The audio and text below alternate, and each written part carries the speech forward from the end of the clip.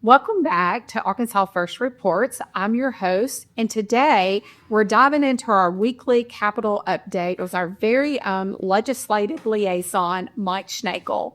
We're wrapping up our third week at the General Assembly at the state capitol, and there is plenty to cover. Right, Mike? Yes, ma'am. Business is wrapping up, and thank you for having me in today. I will say in the third week, it's kind of we're still in that baby crawling step, learning who's who, learning how the process works within the Capitol.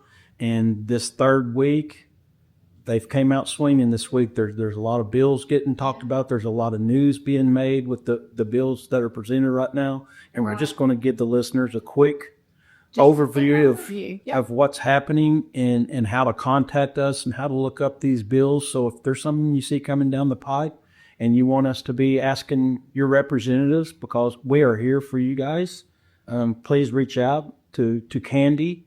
Of course, she has her live Wednesday show that she'll be able to talk to people live and in person. But this week has been pretty exciting. There's been some and a lot of work this week. There has been. So one of the bills that's been moving through and getting quite a lot of buzz is House Bill 1204. It passed out of the House committee. Can you take us, on a little journey with that and tell us what's important? Well, House Bill 1204 is a reform on tort law for lawsuits involving accidents, and it's specific on accidents and the reimbursement of medical bills, right? Specifically, and the ability for someone that has been involved in an accident and has insurance or doesn't have insurance, because when you have insurance, and I'll use myself as an example. I'm a retired veteran. I got TRICARE. I go to the hospital. I get a bill. TRICARE has negotiated down the cost of those bills. And let's say I have $1,000 bill. TRICARE has negotiated that bill down to $500. And I decide that I want to sue someone because of an accident that has caused me lost time at work, that has caused me medical pain and suffering. Typically, what law does in the state of Arkansas and across the United States is they do 3 times medical bills and then your pain and suffering. What this is going to do is it's going to affect the people that have insurance the most. Because when they come into a lawsuit, and look, let me be clear when I say this. I'm not a fan of lawsuits. I'm not a fan of that stuff. But there is a time and place where people need to be able to sue for compensation for lost work and medical associated damages that they have in an accident. This bill will make it to where if someone sues, and I have $1,000 bill, but the insurance company, my company, pays $500, and let's say they want to do a half, then I'm going to sue and get 3 times, and I'm going to get $1,500. And now there's the person that doesn't have insurance is going to sue for the same thing, and that person's going to get the full $3,000. And like myself, because I'm in a situation myself where this has happened to me personally before. The VA will cover all of my medical bills. Right. When they find out, and because you go in and you have a medical appointment, they're going to charge back your medical bill if there's a third party involved in it, and they're going to charge me back. And I'm currently paying off a bill right now from several years ago that I was charged back on because of an accident. I didn't sue, but hindsight 2020, I should have probably sued at the time, but I was like, all my medical bills were covered because I have insurance. Now I'm kind of hands tied, and I'm forced to pay that $30-something thousand. I can't remember exactly what it was, but I still owe $30-something $100 now out of a $30-something thousand bill that I don't get reimbursed for because the insurance said, hey, VA paid your bill, so you're entitled to nothing. But that's a brief overview of that. And that thing got a lot of media attention this week, and there was a lot of buzz in the Capitol. And you talked about that. We are learning a lot on what people are willing to talk about and when they're willing to talk about a bill right now. And that's very important. And I think the most important thing people need to do is they really need to reach out to their representatives. When you disagree with something, we're going to talk to them in person and say, hey, look, this is our views on it. We're going to listen to your views. but it is imperative that the public get involved with legislation. It is, and I think with House Bill 1204, again, it passed out of the House yesterday, so it will now go over to the Senate. And make your voice be heard, and you can find out about these bills on arcleg.state.ar, and you can follow them, find out who are sponsoring bills, but that one we're keeping our eye on. Let's move along to the milk bill, known as the milk bill. It passed also out of the House this week, which I was very excited about. Give us a brief overview about that.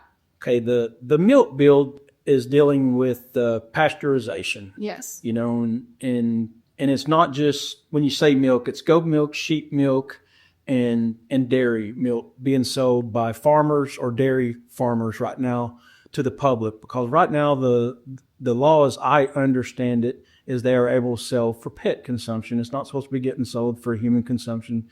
And just for people's information, the first time that pasteurization happened in the United States was 1891. The first time a law was created in the United States regarding pasteurization was in 1973, and it was an interstate law that prohibited you from traveling with unpasteurized milk across state lines. Right. So it was a federal law. A lot of people are really wanting to, and it's getting really prevalent now. People are paying a lot more attention to their health. Right. People are wanting to get back to what I will say 18th century, 17th century ways of eating, living, and how they... Well, we want to put healthy things into our bodies. Correct. Right? We're seeing that we're not such a healthy nation, and we have a lot of people becoming more health conscious and learning what the benefits of raw milk is, raw goat milk. I talked about that on the show. So that passed out of the House, which is wonderful. It's going to the Senate, and so we're keeping an eye on that. Another one was Senate Bill 58. This has been generating some conversation. Can you give us an overview on that one? That is the nonprofit pharmacy bill. And when you say nonprofit pharmacy bill, there's hospitals that are nonprofit hospitals that provide medication for people that come to their hospital and receive treatment and care. What this bill is seeking to do is seeking to allow these nonprofit hospitals to open their pharmacy up for retail sale. Wow. That will have an impact on the pharmaceutical industry. It'll have an impact on, let's say, your Walgreens, your mom and pops, pharmacies that will not be able to compete with a nonprofit hospital because they're subsidized hospitals. They're government funded or they're donor funded hospitals and pharmacies. And I think, in my view of that, it kind of creates an unfair advantage to those pharmacies to become a retail space. And there's a reason why they're nonprofit. Right. And are they going to lose their nonprofit status as a hospital, or are they just going to pull the pharmacy's nonprofit status? I think there's a lot of things that needs to be worked out in that. And one thing you'll see with all the bills that we're talking about right now is with the milk bill, it's kind of decreasing some of the government regulation in our lives. With these other bills, it's creating more government regulation within our lives. And people really need to kind of differentiate some of these bills, because I think everyone, I don't care whether you're Democrat or Republican right now, is we kind of want the government to start stepping out of our lives more and not creating. It's a conservative value for less government, and we're definitely conservative. So, but I feel confident that one will pass, and I don't think it should, but it's got teeth right now. It's got legs right now, and we're learning a lot about lobbyists right now, which we'll talk about that in a future segment or something. But it's with these bills that we've covered so far, right, is very heavily lobbied. Right. So there was a Senate joint resolution that I talked about yesterday on the show that I thought was. When I got word of it, I laughed, and then I read it, and I want to hear all about it. So this is where to really get rid of the lieutenant governor's office. So talk a little bit about that.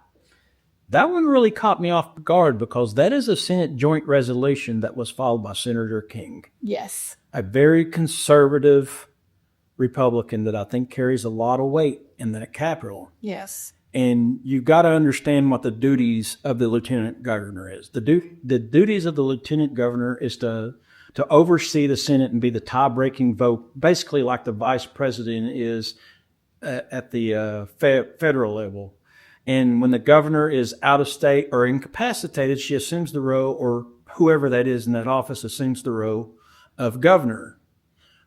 What they're proposing is, in appearance to me right now, is they're going to have the Senate majority leader will become the Senate president, or one who presides over the Senate. Right. I expect this one to cause a lot of waves within the Capitol, because this one, I think when we first heard about it, it caught us all off guard, and we didn't believe it until we went online, started looking at it, and started doing a little research, and it's got some teeth to it right now. It's got some legs on it right now, and I'd be curious if we could get an interview with Leslie Rutledge to get her take on it, because right now she is the current sitting lieutenant governor, Right. and I'm sure, I'm not going to put words in her mouth, but I'm sure she's taking this as an attack on her personally, and I don't know where she feels. And we haven't had an opportunity to talk to Senator King at this point, which I'm confident that we'll probably get that interview in this next week and see the reasoning behind that. And the lieutenant governor's position for Arkansas, it hasn't always been a position in Arkansas either. I think it was 1948 was the first time that the lieutenant governor seat was created for Arkansas. Right.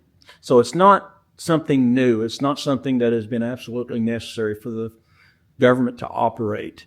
And when it comes to elected offices, it's probably the office with the least amount of responsibility to the citizens of Arkansas. Not saying it's not important, not saying it's necessary, but when you look at the roles and responsibilities of that office.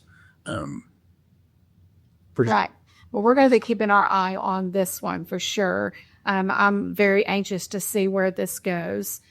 Well, I want to thank you today for coming and bringing us what week 3 has held. We'll be going into week 4, and I'm sure we will have a lot more to talk about next week. Too, just to give our listeners just a little recap of the week. And Mike, I just thank you for joining me today. Thank you for joining us today for our Capitol recap of the week here at Arkansas First News.